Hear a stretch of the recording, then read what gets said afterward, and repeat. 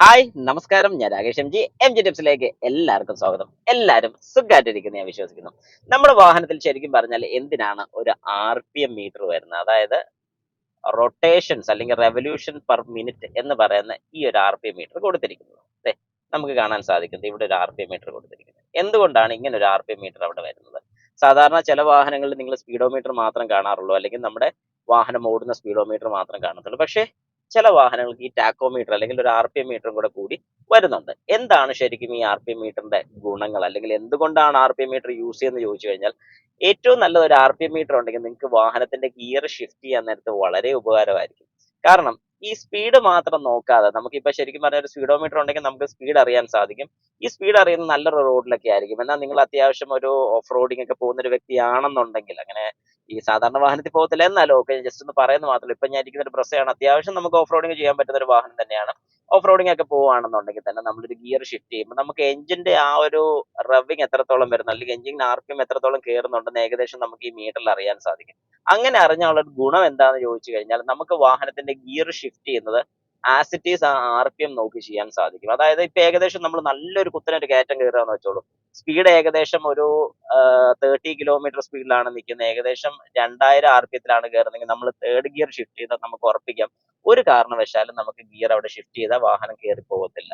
ഇവിടെ നമുക്ക് ഈ RPM മീറ്റർ കൊണ്ടുള്ള ഗുണം, അല്ലെങ്കിൽ ഒരു ടാക്കോമീറ്റർ കൊണ്ടുള്ള ഗുണം ഇതാണ്. അതായത് ഓരോ ഗിയേഴ്സും നമുക്ക് ഷിഫ്റ്റ് ചെയ്യുന്ന സമയത്ത് ഏത് ഗിയർ സെലക്ട് ചെയ്യണം എന്നുള്ളത് നമുക്കൊരു വ്യക്തമായ ഒരു ഐഡിയ തരാൻ സാധിക്കും ഈ ഒരു ടാക്കോമീറ്റർ ഉണ്ടെന്നുണ്ടെങ്കിൽ. കാരണം എഞ്ചിന്റെ കറക്കം അനുസരിച്ച്, അല്ലെങ്കിൽ എഞ്ചിൻ സ്പീഡ് അനുസരിച്ച് നമുക്കൊരു ഗിയർ ഷിഫ്റ്റ് ചെയ്യാൻ സാധിക്കും.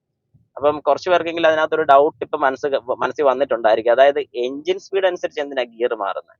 ശരിക്കും പറഞ്ഞാൽ എഞ്ചിന് കൂടുതൽ ലോഡ് വരാതിരിക്കാൻ വേണ്ടിയിട്ടും, എഞ്ചിൻ ഈ കിടന്ന് ജെർക്കിംഗ് ഉണ്ടാക്കും. നമുക്ക് ഈ ജെർക്കിംഗ് എപ്പോഴും ഉണ്ടാകുന്നത് ചോദിച്ചു കഴിഞ്ഞാൽ, വാഹനം നമ്മൾ ഏകദേശം ഒരു 40 കിലോമീറ്റർ സ്പീഡിൽ പോകുമ്പോൾ, അല്ലെങ്കിൽ ഒരു 35 കിലോമീറ്റർ സ്പീഡിൽ പോകുമ്പോൾ ഒരു ഫിഫ്ത്ത് ഗിയർ അല്ലെങ്കിൽ ഒരു സിക്സ്ത് ഗിയർ നിങ്ങൾ ഇട്ട് ആക്സിലറേറ്റർ കൊടുത്തു കഴിഞ്ഞാൽ നമ്മുടെ വാഹനം വലിക്കത്തില്ല. വാഹനം ഇങ്ങനെ കുത്തി കുത്തി കുത്തി കുത്തി കുത്തി നിന്ന് പോകുന്നത് നിങ്ങൾക്ക് കാണാൻ സാധിക്കും. എന്തുകൊണ്ട് അങ്ങനെ വരുന്നത് ചോദിച്ചു കഴിഞ്ഞാൽ, പ്രോപ്പർ ഗിയർ അല്ല. നമ്മുടെ എഞ്ചിന്റെ കറക്കം സ്മൂത്ത് ആയിട്ട് നമ്മുടെ ടയേഴ്സിലോട്ട് കൊടുക്കാൻ പറ്റുന്നില്ല. കാരണം എഞ്ചിന് ലോഡ് കൂടുതലാണ് ചെയ്യുന്നത് അവിടെ. അപ്പൊ അങ്ങനെ ഒരു ലോഡ് കൊടുക്കാതിരിക്കാൻ വേണ്ടി എപ്പോഴും ഈ പറയുന്ന ഒരു ടാക്കോമീറ്റർ നമ്മുടെ വാഹനത്തിൽ ഉണ്ടെങ്കിൽ നമുക്ക് ആ ഒരു RPM അനുസരിച്ച്, അതായത് ഏകദേശം ഞാൻ എപ്പോഴും സജസ്റ്റ് ചെയ്യും, ഓരോ ഗിയേഴ്സ് ഷിഫ്റ്റ് ചെയ്യുന്ന ഒരു 2000 RPM ആ ഒരു റേഞ്ച് ടച്ച് ചെയ്യുന്ന സമയത്ത് ഓരോ ഗിയേഴ്സ് നമുക്ക് ഷിഫ്റ്റ് ചെയ്യാൻ സാധിക്കും. നോർമൽ റോഡ് ആണെങ്കിൽ, ഇൻ കേസ് ഇപ്പൊ നിങ്ങൾ ഒരു ഹൈ റേഞ്ച് ഒക്കെ പോവുകയാണെന്നുണ്ടെങ്കിൽ, നിങ്ങൾ ഷിഫ്റ്റ് ചെയ്യുന്ന സമയത്ത് ഏകദേശം ഒരു 2500 വരെ പോയാലും കുഴപ്പമില്ല. കാരണം നല്ല കുത്തനെയുള്ള കയറ്റമൊക്കെ കയറുന്ന സമയത്ത് ഏകദേശം 2500 മേളിൽ RPM വന്നതിന് ശേഷമാണ് ആക്സിലറേറ്റർ കൊടുക്കുന്നത്. പിന്നെ ആക്സിലറേറ്റർ കൊടുക്കുന്ന സമയത്ത് ഒരു 2000 താഴോട്ട്, ഏകദേശം ഒരു